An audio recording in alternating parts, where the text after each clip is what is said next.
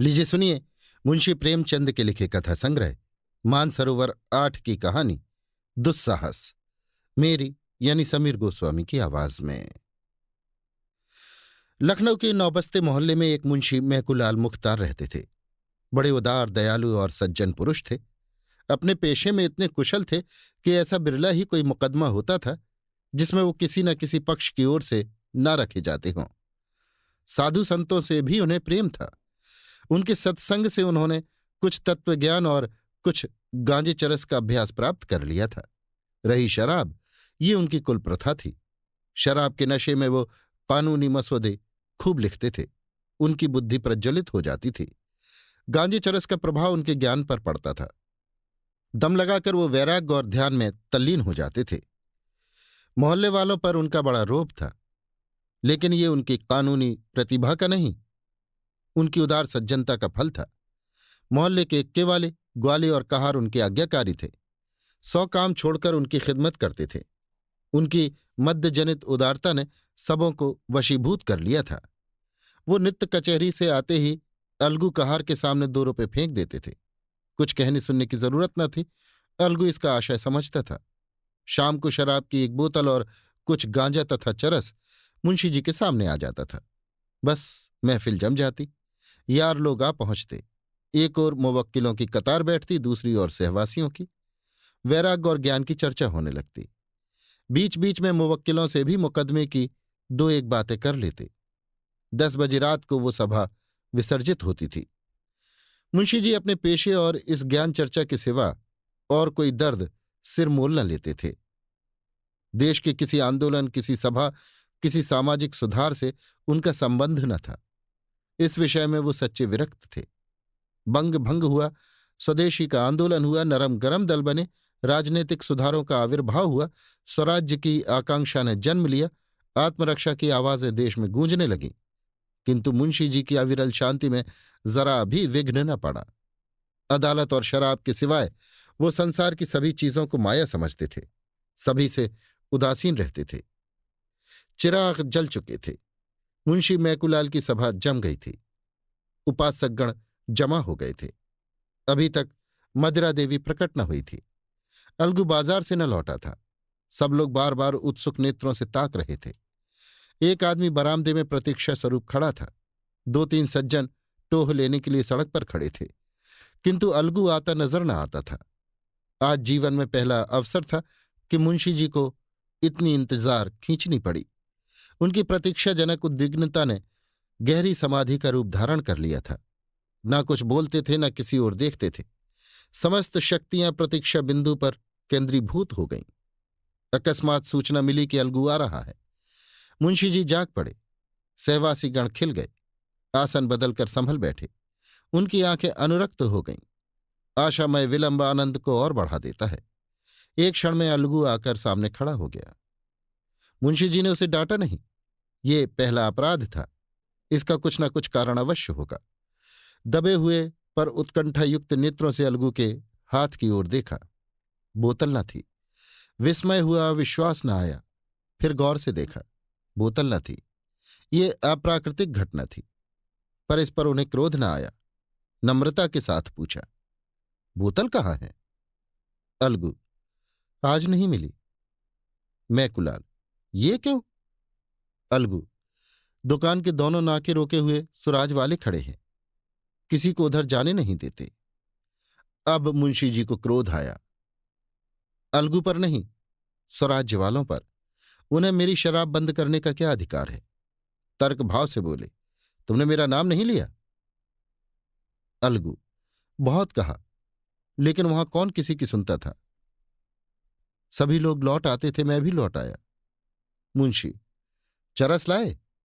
अलगू, वहां भी यही हाल था। मुंशी, तुम मेरे नौकर हो या स्वराज्य वालों के? अलगू, मुंह में कालिख लगवाने के लिए थोड़े ही नौकर हूं। मुंशी, तो क्या वहां बदमाश लोग मुंह में कालिख भी लगा रहे हैं? अलगू, देखा तो नहीं, लेकिन सब यही कहते थे। मुंशी, अच्छी बात है, मैं खुद जाता हूं, देखूं किसकी मजाल है जो रोके। एक एक को लाल घर दिखा दूंगा। ये सरकार का राज है, कोई बदमिली नहीं है। वहां कोई पुलिस का सिपाही नहीं था? अलगू: थानेदार साहब, आप ही खड़े सबसे कहते थे जिसका जी चाहे जाए, शराब ले या पिए, लेकिन लोग लौट आते थे, उनकी कोई ना सुनता था। मुंशी: थानेदार मेरे दोस्त हैं। चलो जी, दू चलते हो? रामबली, बेचन, झिनक सब चलो, एक एक बोतल ले लो, देखूं कौन रोकता है। कल ही तो मजा चखा दूंगा। मुंशी जी अपने चारों साथियों के साथ शराब खाने की गली के सामने पहुंचे तो वहां बहुत भीड़ थी। बीच में दो सौम्य मूर्तियां खड़ी थीं। एक मौलाना जामिन थे, जो शहर के मशहूर मुजतहिद थे। दूसरे स्वामी घनानंद थे, जो वहां की सेवा समिति के संस्थापक और प्रजा के बड़े हितचिंतक थे। मुंशी जी और उनके साथियों को देखते ही थानेदार साहब प्रसन्न होकर बोले, आइए मुख्तार साहब, क्या आज आप ही को तकलीफ करनी पड़ी? ये चारों आप ही के हमराह हैं ना? मुंशी जी बोले, जी हाँ, पहले आदमी भेजा, वो नाकाम वापस गया। सुना आज यहां हड़बौंग मची हुई है, स्वराज्य वाले किसी को अंदर जाने ही नहीं देते। थानेदार: जी नहीं, यहां किसकी मजाल है जो किसी के काम में हाजिर हो सके? आप शौक से जाइए, कोई चूतक नहीं कर सकता। आखिर मैं यहां किस लिए हूं? मुंशी जी ने गौरवोन्मत्त दृष्टि से अपने साथियों को देखा और गली में घुसे कि इतने में मौलाना जामिन ने ईदू से बड़ी नम्रता से कहा, दोस्त, ये तो तुम्हारा नमाज का वक्त है, यहां कैसे आए? क्या इसी दीनदारी के बल पर खिलाफत का मसला हल करेंगे? ईदू के पैरों में जैसे लोहे की बेड़ी पड़ गई। लज्जित भाव से खड़ा भूमि की ओर ताकने लगा। आगे कदम बढ़ाने का साहस न हुआ। स्वामी घनानंद ने मुंशी जी और उनके बाकी तीनों साथियों से कहा, बच्चा, ये पंचामृत लेते जाओ, तुम्हारा कल्याण होगा। जिनको रामबली और बेचन ने अनिवार्य भाव से हाथ फैला दिए और स्वामी जी से पंचामृत लेकर पी गए। मुंशी जी ने कहा, इसे आप खुद ही पी जाइए, मुझे जरूरत नहीं। स्वामी जी उनके सामने हाथ जोड़कर खड़े हो गए और विनोद भाव से बोले, इस भिक्षुक पर आज दया कीजिए, उधर न जाइए। लेकिन मुंशी जी ने उनका हाथ पकड़कर सामने से हटा दिया और गली में दाखिल हो गए। उनके तीनों साथी स्वामी जी के पीछे सिर झुकाए खड़े रहे। मुंशी: रामबली, झिनको आते क्यों नहीं? किसकी ताकत है कि हमें रोक सके? झिनको: तुम ही काहे नहीं लौट आवत हो? साधु संतन की बात माने का होत है। मुंशी: तो इसी हौसले पर घर से निकले थे? रामबली: निकले थे कि कोई जबरदस्ती रोकेगा तो उससे समझेंगे, साधु संतों से लड़ाई करने थोड़े ही चले थे। मुंशी: सच कहा है, गंवार भीड़ होते हैं। बेचन: आप शेर हो जाएं, हम भेड़ ही बने रहेंगे। मुंशी जी अकड़ते हुए शराब खाने में दाखिल हुए। दुकान पर उदासी छाई हुई थी। कलवार अपनी गद्दी पर बैठा ऊँघ रहा था। मुंशी जी की आहट पाकर चौंक पड़ा। उन्हें तीव्र दृष्टि से देखा, मानो ये कोई विचित्र जीव है। बोतल भर दी और ऊँघने लगा। मुंशी जी गली के द्वार पर आए तो अपने साथियों को न पाया। बहुत से आदमियों ने उन्हें चारों ओर से घेर लिया और निंदासूचक बोलियां बोलने लगे। एक ने कहा, दिलावर हो तो ऐसा हो। दूसरा बोला, शर्मचे कुतिस्त के पेशे मर्दा विवाद, यानी मर्दों के सामने लज्जा नहीं आ सकती। तीसरा बोला, है कोई पुराना पियक्कड़ पक्का लतियल। इतने में थानेदार साहब ने आकर भीड़ हटा दी। मुंशी जी ने उन्हें धन्यवाद दिया और घर चले। एक कांस्टेबल भी रक्षार्थ उनके साथ चला। मुंशी जी के चारों मित्रों ने बोतलें फेंक दी और आपस में बातें करते हुए चले। झिनको: एक बेर हमारा एक का बेगार में पकड़ जात रहे, तो यही स्वामी जी चपरासी से कह सुन के छुड़ा दिहन रहा। रामबली: पिछले साल जब हमारे घर में आग लगी थी, तब भी तो यही सेवा समिति वालों को लेकर पहुंच गए थे, नहीं तो घर में एक सूत न बचता। बेचन: मुख्तार अपने सामने किसी को गिनते ही नहीं। आदमी कोई बुरा काम करता है तो छिपा के करता है, ये नहीं कि बेहाई पर कमर बांध ले। झिनको: भाई, पीठ पीछे को की बराई न कहे चाहिए, और जौन कुछ होए पर आदमी बड़ा अकबाली है। उतने आदमियत के बीच में कैसा घुसत चला गया। रामबली: ये कोई अकबाल नहीं है, थानेदार न होता तो आटे दाल का भाव मालूम हो जाता। बेचन: मुझे तो कोई 50 रुपया देता तो भी गली में पैर न रख सकता, शर्म से सिर ही नहीं उठता था। ईदू: इनके साथ आकर आज बड़ी मुसीबत में फंस गया। मौलाना जहां देखेंगे वहां आड़े हाथ हो लेंगे। दीन के खिलाफ ऐसा काम क्यों करें कि शर्मिंदा होना पड़े।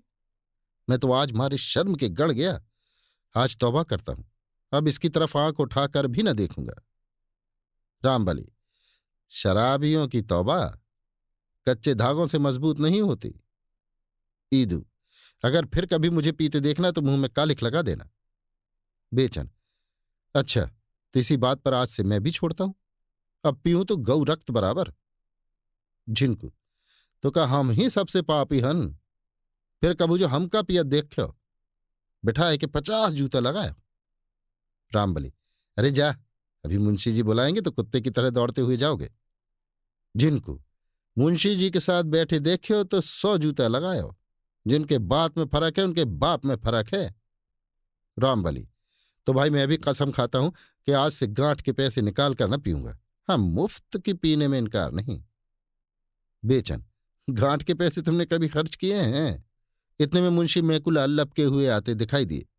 यद्यपि वो बाजी मारकर आए थे, पर मुख पर विजय गर्व की जगह खिसियानापन छाया हुआ था। किसी अव्यक्त कारणवश वो इस विजय का हार्दिक आनंद न उठा सकते थे। हृदय के किसी कोने में छिपी हुई लज्जा उन्हें चुटकियां ले रही थी। वो स्वयं अज्ञात थे, पर उस दुस्साहस का खेद उन्हें व्यथित कर रहा था। रामबली ने कहा, आइए मुख्तार साहब, बड़ी देर लगाई। मुंशी, तुम सबके सब गावदी ही निकले, एक साधु के चकमे में आ गए। रामबली, इन लोगों ने तो आज से शराब पीने की कसम खा ली है। मुंशी, ऐसा तो मैंने मर्द ही नहीं देखा जो एक बार इसके चंगुल में फंस कर निकल जाए। मुंह से बकना दूसरी बात है। ईदू, जिंदगानी रही तो देख लीजिएगा। जिनको दाना पानी तो कोऊ से नहीं छूट सका था, और बातन का जब मनवा आवे छोड़ दो, बस चोट लग जाए का चाहिए। नशा खाए बिना को मर नहीं जात है। मुंशी, देखूंगा तुम्हारी बहादुरी भी। बेचन, देखना क्या है, छोड़ देना कोई बड़ी बात नहीं।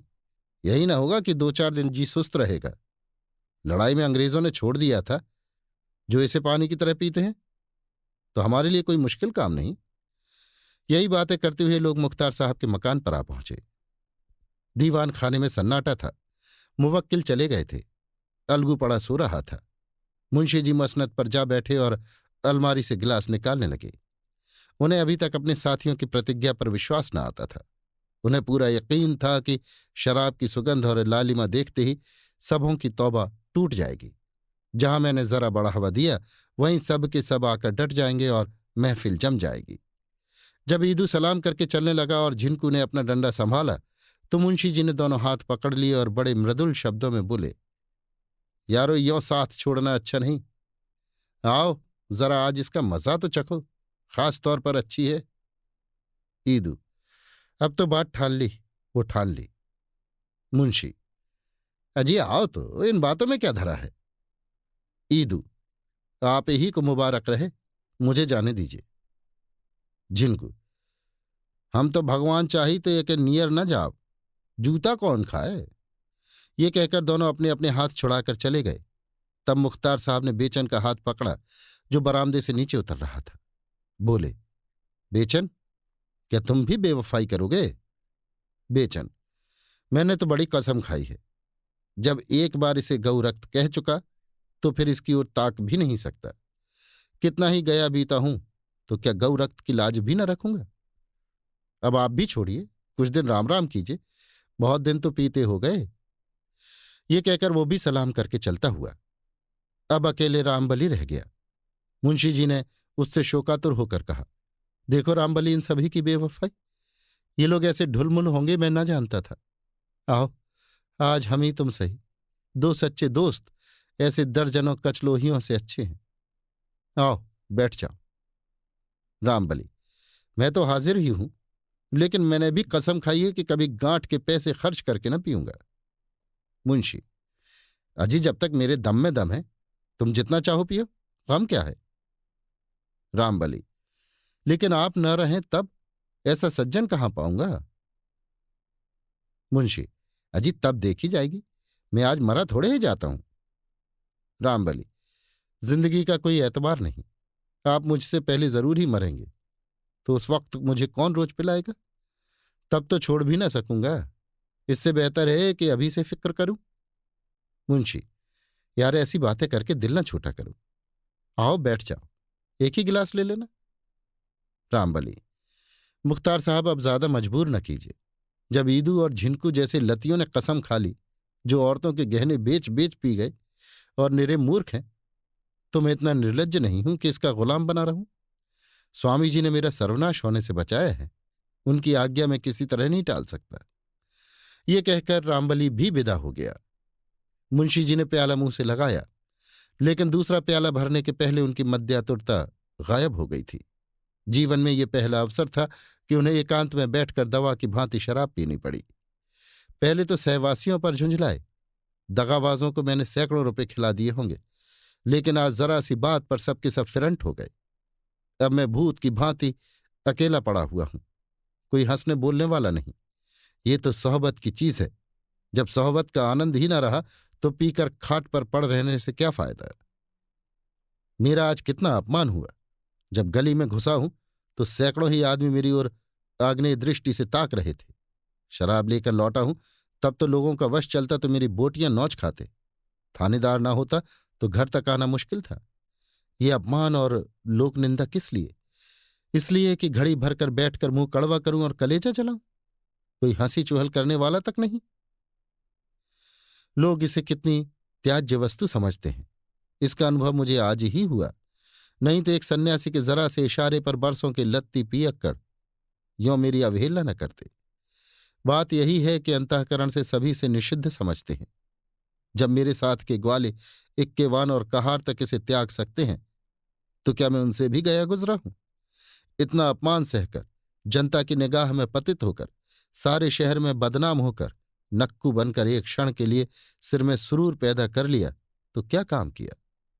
कुवासना के लिए आत्मा को इतना नीचे गिराना क्या अच्छी बात है? ये चारों इस घड़ी मेरी निंदा कर रहे होंगे, मुझे दुष्ट बना रहे होंगे, मुझे नीच समझ रहे होंगे। इन नीचों की दृष्टि में मैं नीचा हो गया। ये दुरावस्था नहीं सही जाती। आज इस वासना का अंत कर दूंगा, अपमान का अंत कर दूंगा। एक क्षण में धड़ाके की आवाज हुई।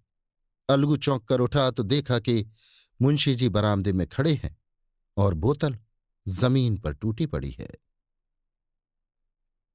अभी आप सुन रहे थे मुंशी प्रेमचंद के लिखे कथा संग्रह मानसरोवर 8 की कहानी दुस्साहस, मेरी यानी समीर गोस्वामी की आवाज में।